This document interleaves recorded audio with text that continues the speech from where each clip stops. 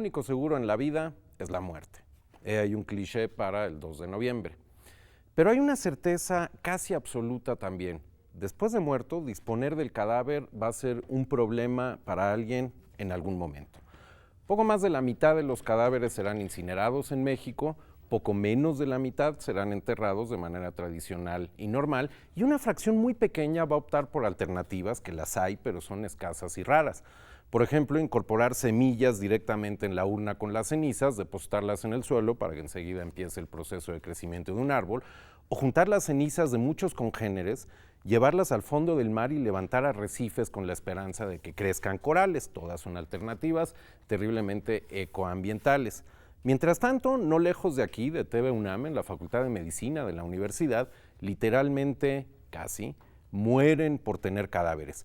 No para ritos satánicos ni para bromas del Día de Muertos, sino para hacer exactamente lo que la universidad debe hacer y mejor hace: enseñar e investigar. Hoy en Refracción, Periodismo de Ciencia desde la UNAM, hablaremos con Diego Pineda sobre el muy intrigante programa de donación de cuerpos de la universidad. Primero, Michelle Morelos nos enseña cómo se puede morir con gran generosidad y sobre todo con clase. ¿A quién no le gustaría tener superpoderes? Estar en 5 lugares diferentes al mismo tiempo, resistir heridas de cuchillos o fuego y tener una generosidad infinita por las demás personas. Existe una forma de lograrlo, una en la que algunos países ya cuentan con programas con gran éxito. Estos superpoderes provienen de 2 fuentes, una inevitable y la otra en la que reside el verdadero acto heroico: tomar en vida la decisión sobre su cuerpo después de la muerte. De acuerdo con el INEGI, más de 600,000 personas fallecerán en México en 2016. Más del 50% serán cremadas y la porción restante enterradas. Pero este año, según datos de la Facultad de Medicina de la UNAM, 24 personas eligieron una opción distinta para cuando llegue ese momento: donar su cuerpo a la ciencia. Para tener superpoderes, ellos no tendrán que ser picados por una araña o expuestos a rayos gamma. Solo se inscribieron al programa de donación de cuerpos de la UNAM. La donación de cuerpos se entiende como la cesión de todo el cadáver para ser utilizado en la enseñanza e investigación, ayudando a crear nuevos tratamientos, técnicas quirúrgicas y dispositivos biomédicos. En nuestro país, esta práctica está legalmente permitida y regulada por la Ley General de Salud. La ley ordena que la utilización de cadáveres con fines de docencia e investigación se deben de regir por los principios de altruismo, ausencia de ánimo de lucro y factibilidad. Tomar esta decisión podría tener repercusiones positivas en la investigación de centros educativos de distintas partes del país, así como en el perfeccionamiento y la divulgación de la medicina en México. Cuando se dona el cuerpo, tanto médicos como antropólogos, como odontólogos y diferentes especialistas se ven beneficiados porque pueden obtener información a partir de toda la estructura corporal. En la actualidad, todos los cadáveres que llegan a la Facultad de Medicina son de desconocidos, lo que impide conocer su historial clínico. Con las personas que voluntariamente deciden donar su cuerpo, se podrían hacer estudios intencionados para conocer variantes anatómicas en la población mexicana y análisis que ayuden a saber causas o posibles curas a diversas enfermedades. La realidad es que hacen falta superhéroes que estén dispuestos a hacerlos, aún después del término de su vida. La instrucción con cadáveres es vital para la formación de médicos capaces. Tan solo en Estados Unidos se exige que tengan 80 horas de práctica semanal. ¿Qué está pasando en México? Lamentablemente, cuando nosotros formamos a nuestros médicos, no se les dan las horas adecuadas para practicar con un cadáver. Hay algunos simuladores virtuales que permiten manipular las estructuras corporales, las estructuras anatómicas, pero no es lo mismo que lo hagamos en un simulador a que lo hagamos en un cuerpo.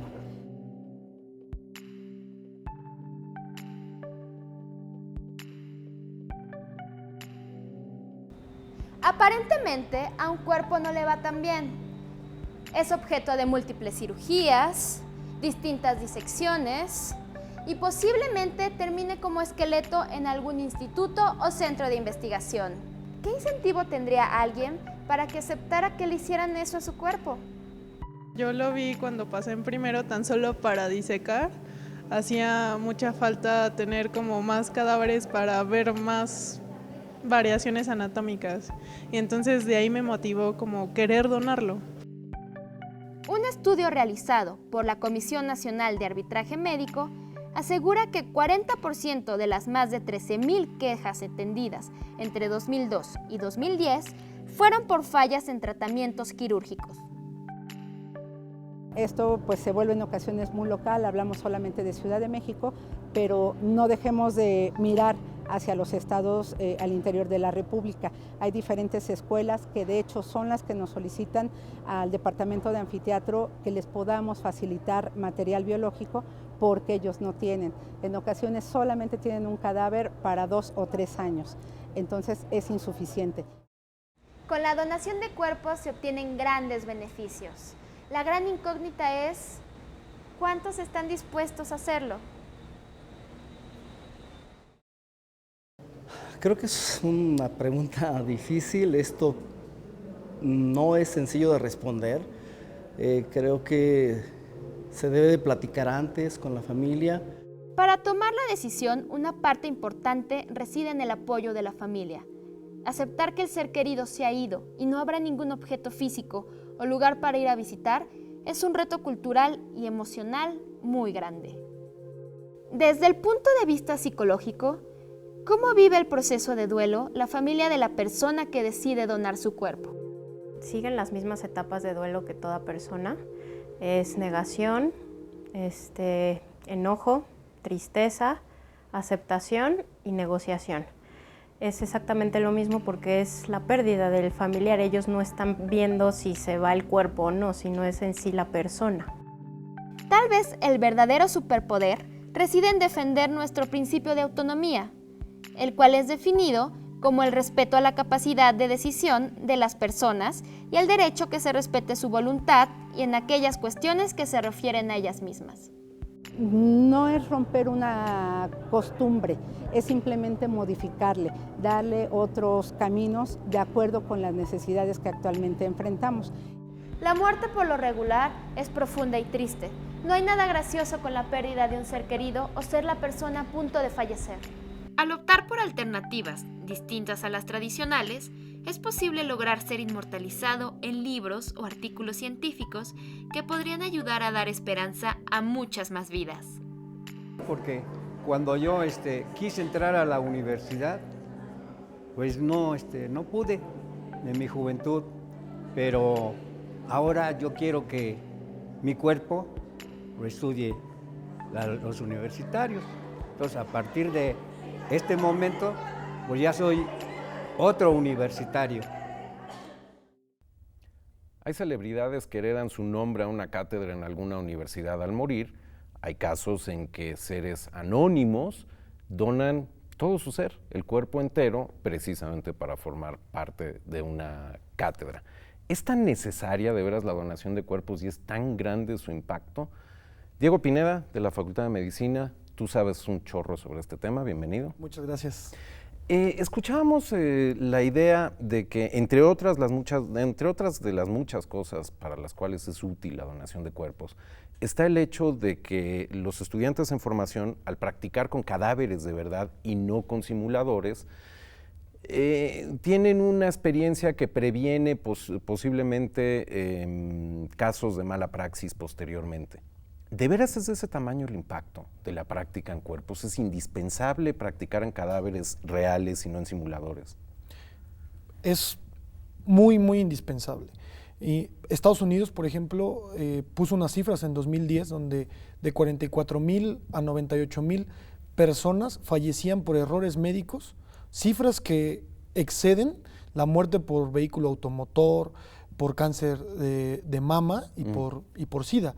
Entonces, Actualmente es un imperativo ético que podamos practicar con cadáver antes de tocar a un paciente. Pero suponer que esas muertes o una porción importante de esas muertes van a ser evitadas si en el proceso de formación en efecto practicas con cadáveres, ¿es una hipótesis optimista o es algo para lo cual tienen datos duros? No, hay datos duros sobre esto. Evidentemente en México no, porque en México apenas estamos iniciando con esto, pero países que ya lo tienen muy desarrollado, como Nueva Zelanda, como Estados Unidos, tienen cifras en donde este cambio de ir directamente a un paciente, de tocarlo, de practicar, ha ido disminuyendo los errores completamente al ir desde simuladores, desde cadáveres y finalmente llegar con un paciente. Esto ha disminuido drásticamente las cifras. Bueno, tomémonos unos minutos para verlo desde el punto de vista de los que no estamos dentro, como tú. Esta nueva opción para el último viaje, ese eufemismo que se usa tanto.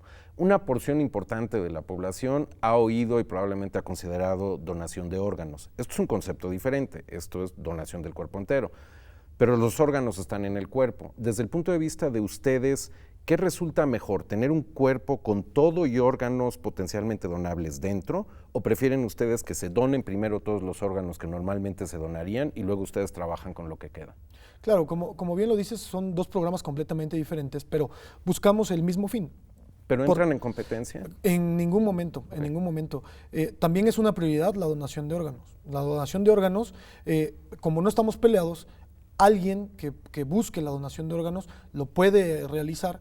Posteriormente nos estarían avisando del hospital o los familiares y lo traeríamos nosotros para continuar nuestros estudios. Entonces, no estamos peleados. En condiciones óptimas, pues tendríamos que tener un cuerpo completo, eso sería lo ideal. Pero no quiere decir que un cuerpo, porque ya no traiga un riñón o un hígado, no nos sirva. Al contrario, nos sirve muchísimo. Ok, bueno, entonces empezaste a pintar ahorita la imagen de que ustedes van y les avisan y el cuerpo llega. Examinemos eso desde ese momento. Yo estoy dispuesto a donar mi cuerpo llega a la Facultad de Medicina de la UNAM. ¿Qué le sucede a mi cadáver desde que entra? Supongo que no entra por la puerta principal, debe entrar por una zona de carga. ¿Qué le sucede a mi cadáver? Bueno, primero es transportado por vehículos oficiales que nosotros tenemos, son ambulancias que son destinadas solamente para ese fin. Esas ambulancias llegan hasta el departamento de anfiteatro, hasta la puerta del departamento de anfiteatro, y el cadáver ingresa con nosotros. ¿En el transporte ustedes hacen algo para empezar a favorecer la conservación del cuerpo o simplemente lo llevan? No, simplemente lo llevamos y todo lo necesario está en el departamento de anfiteatro para iniciar este proceso. ¿Y cómo inicia? Una vez que estoy ahí dentro, ¿qué sucede? Una vez que está ahí dentro, entonces el cuerpo, lo que hacemos primero es un lavado.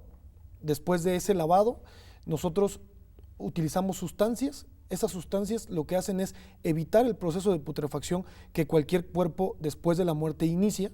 Con esas sustancias, y dependiendo el fin que nosotros tengamos, si lo queremos para una cirugía de mínima invasión, necesitamos un tipo específico de sustancias. Si queremos conservar a largo plazo, necesitamos otro tipo de sustancias. Dependiendo de lo que nosotros queramos, es lo que nosotros inyectamos. Entramos a nivel arterial, nos vamos a través de una arteria, inyectamos esos líquidos y con esos líquidos aseguramos que se detenga el proceso de putrefacción. Hasta aquí tal vez no es demasiado distinto de lo que le pasaría a un cadáver que va a ser destinado a cremación o a entierro. Llega un momento en el que las cosas sí empiezan a ser diferentes, porque entonces un conjunto de manos inexpertas, ese es el punto, van a empezar a tomar bisturís y a tomar agentes químicos y a tomar una serie de cosas y van a intervenir en el cuerpo. ¿En qué momento empieza eso? Bueno, primero, por ejemplo, nosotros sometemos todos los cuerpos que nos llegan a una torre de investigación que nosotros tenemos. Esa torre de investigación, todos los protocolos que haya sobre investigación que quieran trabajar con cuerpos, primero debe ser registrado ante esta torre. Después esta torre lo pasa a un comité de ética y el comité de ética nos dice: esto va asignado a este proyecto, este va asignado a este proyecto. Todo eso sucede antes de que lleguen los cuerpos. Ustedes tienen esta planeación anticipando que van a tener material didáctico. Claro, actualmente no lo tenemos así. ¿Por qué? Porque los cuerpos que nosotros recibimos son cuerpos que lo único que sabemos es la causa de muerte. Este programa es muy importante porque si nosotros supiéramos todo el historial y yo supiera que alguien que donó su cuerpo tuvo cáncer específico de algo, Entonces, yo ya quizá lo podría ofrecer para una investigación de gente que ya esté investigando eso, que ya vaya muy avanzado y que le haga falta este tipo de conocimientos. A eso te refieres con torre de investigación, al tratar de tipificar cadáveres potenciales que van a llegar con historiales clínicos específicos y canalizarlos. Así entonces. es. Por eso es que nuestro programa tiene dos objetivos. Uno es la investigación y el otro es la docencia. Y la docencia es la primera parte a la que tú te referías. Y vamos a hablar de investigación en un segundo, pero me interesa que le quede claro al público la ruta de lo que va a suceder, porque como veremos más adelante hay ciertas reticencias culturales, incluso religiosas, a donar el cuerpo. Pero regresemos a esta parte. ¿Hay algunas condiciones que harían que ustedes no admitieran un cuerpo?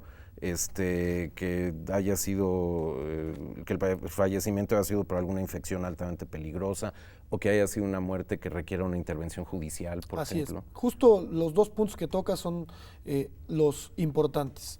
Uno, tenemos 3 enfermedades infecciosas por las cuales no somos nosotros quien pone el bloqueo, sino la Ley General de Salud nos dice, en caso de donación, no se puede recibir personas que tengan VIH, que tengan tuberculosis o que tengan hepatitis C.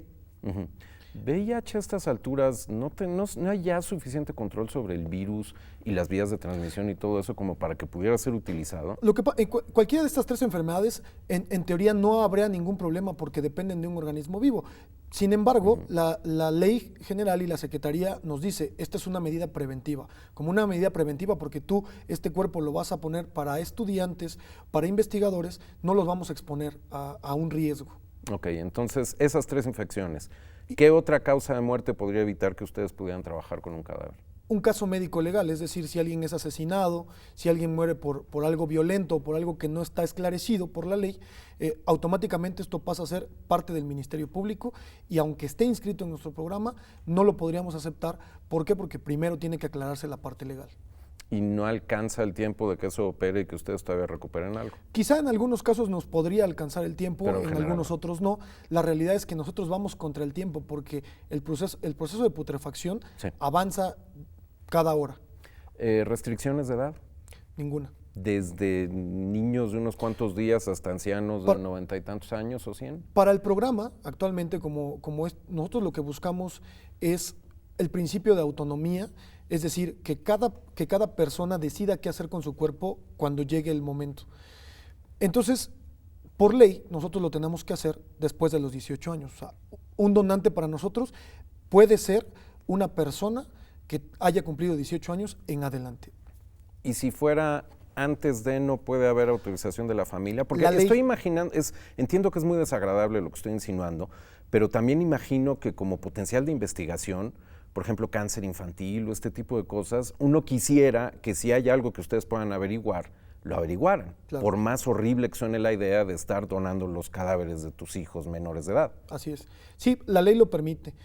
La ley, una vez que un cuerpo fallece, nos indica la ley que hay un disponente secundario. En este caso va por orden jerárquico. Primero sería el cónyuge, si en ausencia de un cónyuge serían los hijos, en ausencia de los hijos serían los padres y así se va. Entonces sí pueden disponer de un cadáver, por ejemplo, los padres. Hablemos un poco de la investigación que insinuabas hace rato. Hay una serie de artículos sobre el tema publicados, pero hay una investigación de la Universidad de Lausanne en Suiza de este año que dice, el cadáver empieza como un objeto, pero conforme la disección progresa, es decir, esta parte de la enseñanza con los estudiantes, conforme la disección progresa, el cuerpo despliega su historia y permite a los estudiantes desarrollar habilidades clínicas y actitudes. ¿Hay evidencia de que mejoran las habilidades clínicas, especialmente en esto que tiene que ver con la relación, y ellos usan la frase médico-paciente, a pesar de que el paciente es un cadáver? ¿Hay evidencia de eso? Mucha evidencia. Hay mucha evidencia, y la evidencia primero inició con la simulación. O sea, había mucha evidencia de disminuir esto, primero enfrentándolo a simuladores y luego yendo con pacientes, y ahora hay mucho más evidencia de simuladores. Lo ideal y lo que nos manejan las guías es que lo ideal sería que hagan simulación, que luego vayan con cadáveres y finalmente toquen a un paciente. Eso es el panorama ideal. Y en esa escala, el paso del simulador al cadáver, ¿con qué frecuencia sucede que es el paso en el que funciona como un filtro y se pasan los que sí van a ser cirujanos y se te quedan los que eran aspirantes, pero que empiezas a ver que no van a ser cirujanos. ¿Sucede con frecuencia? No, la realidad es que en nuestro país esto no sucede. Al tener esta alternativa nueva, nosotros ya estamos dando soluciones. Una de las soluciones es que actualmente nosotros tenemos 12,000 médicos especialistas que dependen de la UNAM. Estos 12,000 médicos son de diferentes especialidades, ortopedia, cirugía plástica, cirugía general. A ellos los tenemos entrenando con cadáveres. Son muchos, son 12,000, entonces no nos alcanzan los cuerpos para que ellos puedan practicar. Entonces, algunas especialidades están pasando con nosotros y practican.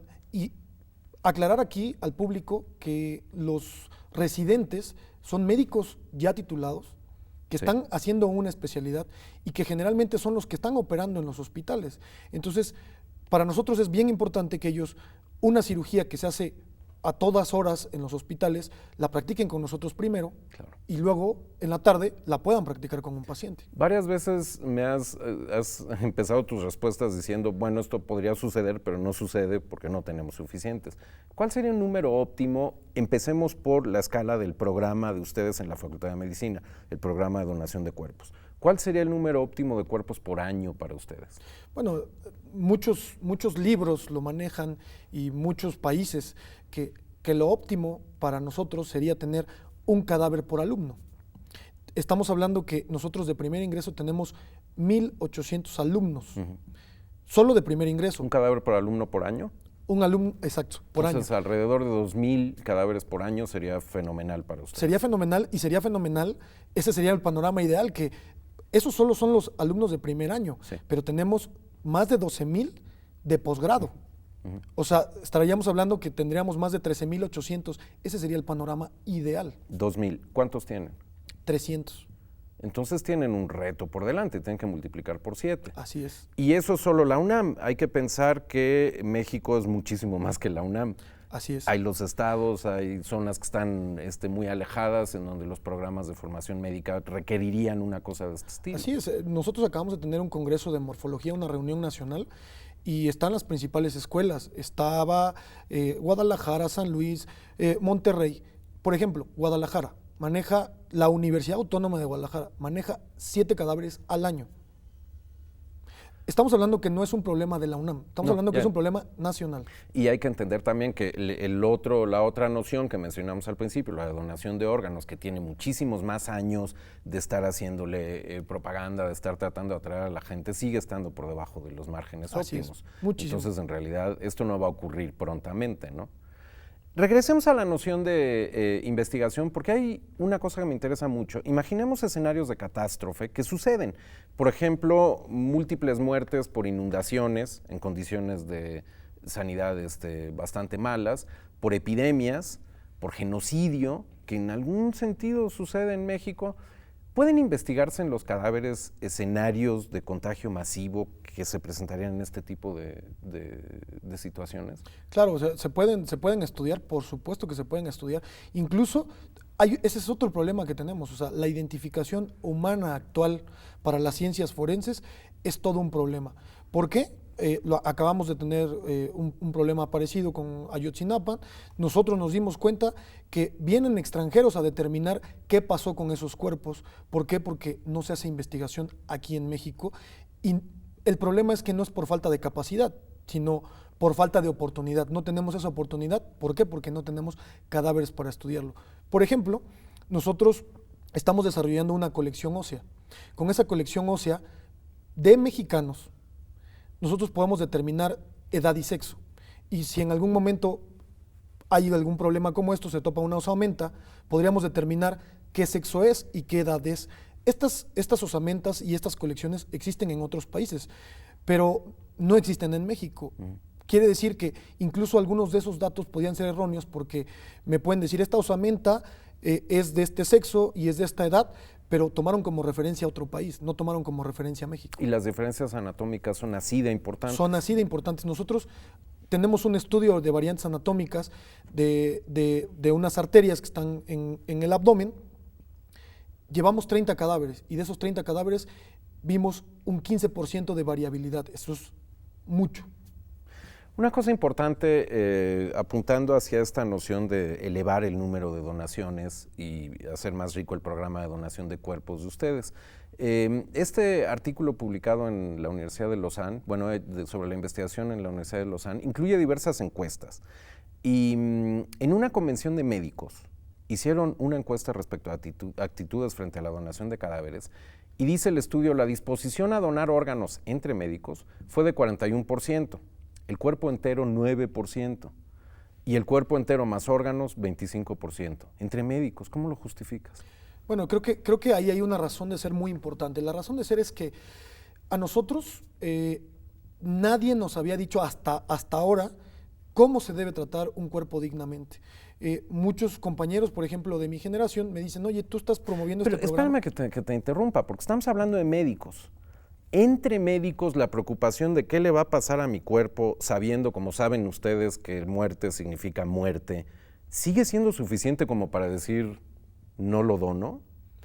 Pues creo que eso fue un paso erróneo que ocurrió durante la formación. Es decir, cuando yo fui estudiante, nosotros disecábamos, podíamos tener música, podíamos tener el cuerpo que estuviera expuesto completamente. ¿Por qué? Porque no hubo nadie que nos dijera, oigan, eso está mal, ustedes podrían estar ahí, un familiar de ustedes podría estar ahí, cosa que eso quiero aclarar, cosa que ya no ocurre. Ok, entonces en 20 segundos que me quedan, ¿ustedes tienen en mente un programa de comunicación que pase por encima de esos prejuicios? Así es, así es. El programa va a crecer. El programa va a crecer y queremos cambiar toda esta parte cultural. Diego Pineda, muchísimas gracias por habernos hablado. Gracias a ti.